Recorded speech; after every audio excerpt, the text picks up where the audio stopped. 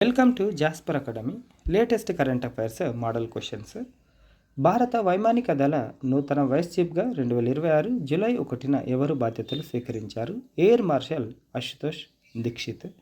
గోవాలో జరిగిన SAFS మహిళల ఛాంపియన్షిప్ 2026 ఫైనల్లో ఏ దేశ జట్టును 3-1 తేడాతో ఓడించి భారత మహిళల ఫుట్బాల్ జట్టు విజేతగా నిలిచింది? బంగ్లాదేశ్.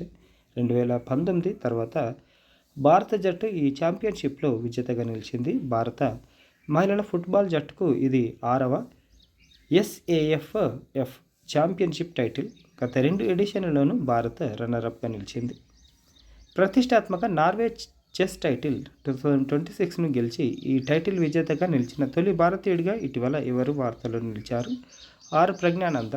ఫైనల్ రౌండ్లో జర్మనీకి చెందిన విన్సెంట్ కీమర్ను ఓడించి ప్రజ్ఞానంద ఈ ప్రతిష్టాత్మక టైటిల్ను కైవసం చేసుకున్నాడు.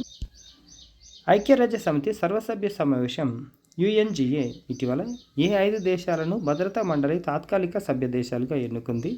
Austria, Kyrgyzstan, Portugal, Trinidad and Tobago, Zimbabwe.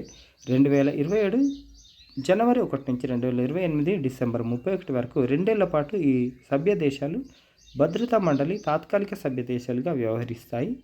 వీడియోను లైక్ చేయండి, షేర్ చేయండి. లేటెస్ట్ అప్డేట్స్ కోసం ఛానల్ని సబ్స్క్రైబ్ చేసుకోవడం మర్చిపోకండి. Thank you.